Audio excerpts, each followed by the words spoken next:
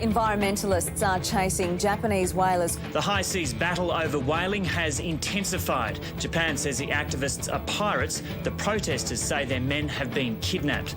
The boarding took place in waters the Australian government has proclaimed a whale sanctuary. But the Japanese don't recognise the boundary. I said to the media, you know what? This is going to be your story. It's going to be a front-page story. You're going to write it, and there's not a damn thing you can do about it. Thank you. Elements of a Hollywood blockbuster. International incidents are us. Potsy and Giles have been missing for almost 2 days, and the Japanese ship on which they're being held is nowhere to be found. Paul Watson feels his crew members' sacrifice is well worth it. Unlike the whalers, my crew are not here because of pay or benefits. They're here as volunteers because they care about the survival and the welfare of the world's whales.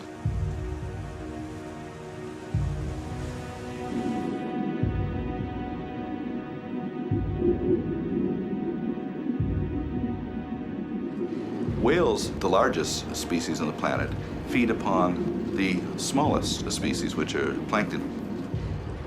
They travel in the summer down to Antarctica for their food. They have to graze on the plankton in Antarctica. This is some of the richest plankton areas in the world, so that's why there's so many whales in the Antarctic area.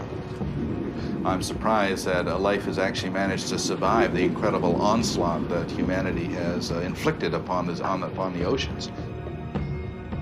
Mass extermination of species on the world's oceans is just unforgivable.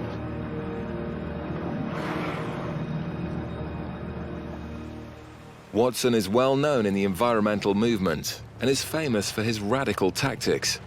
He burns the midnight oil, explaining the Sea Shepherd's controversial position to the media.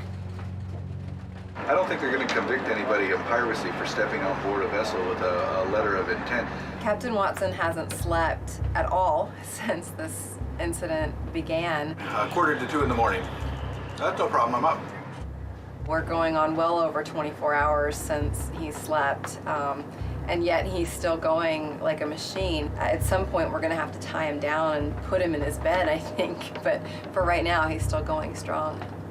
So far, we have no idea where they are, how they're being treated, or what the intentions of the Japanese are.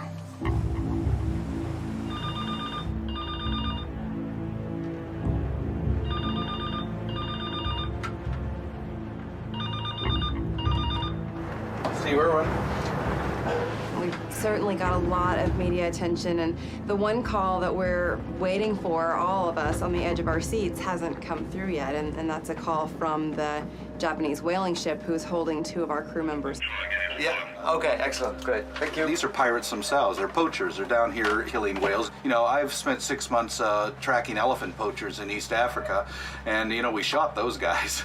And so they're not much different than these poachers. We're simply trying to stop their illegal activity. Yes, can you hold on for 1 second, please? I'll pass them on.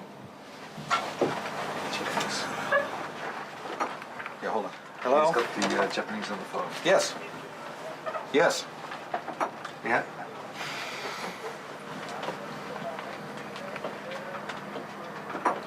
Okay. I don't think all those terms are really acceptable. Yeah, so we're not going to do that. Okay, yeah, we'll stand by for that.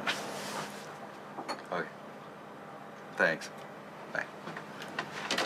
They say, we'll return them if you keep your ship here, send the Zodiac 10 miles, no helicopter, no photography, no filming. You know, we're not going to give in to those conditions. It's ridiculous. I am not about to send a boat 10 miles over the horizon that I have no control over. We're right here. If they want to deliver the crew to give them back, we'll take them. But we're not going to give in and say, oh, we're not going to interfere with your whaling operations. That's extortion. The Japanese made these demands on how they would return the guys, and I wasn't going to meet their demands. We really mean it when we say that our #1 priority is the whales. Yeah. As much as I wanted to say, well, we'll do anything to get them back, we didn't say that. The most important thing is to stop the killing of whales. Giles and Potsy went on board knowing that there was a risk for them. But even so, it's important that we do our utmost to make sure they get back okay.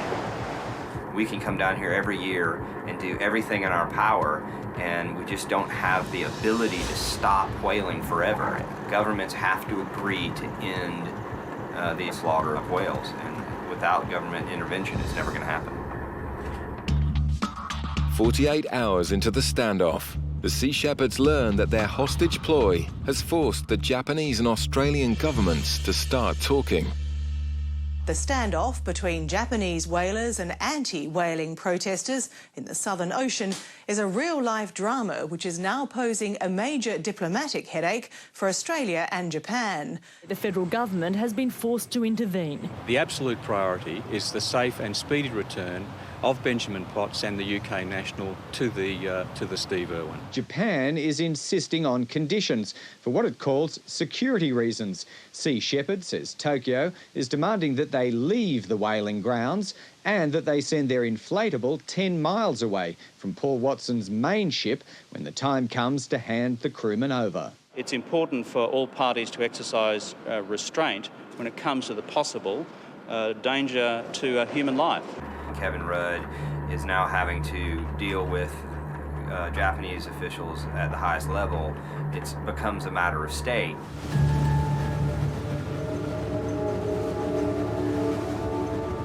The Sea Shepherds get word that the two governments have arranged for an Australian customs ship, the Oceanic Viking, to transfer Potsy and Giles from the Yushin Maru to the Steve Irwin.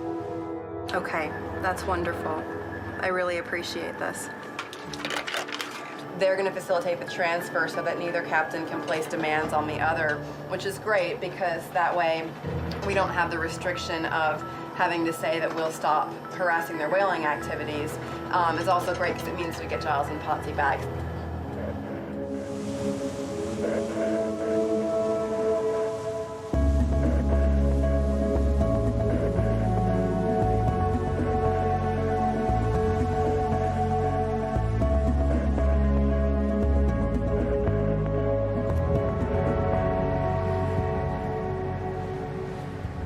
Overnight, Potsy and Giles are moved to the Oceanic Viking. After Giles and Potsy had been brought over to the Oceanic Viking, they relayed some coordinates for us to meet them at so that they could deliver our crew members back to us. The Australian government gives the Sea Shepherds 7 hours to reach a rendezvous point to pick up their shipmates. They have a lot of ocean to cover and not much time.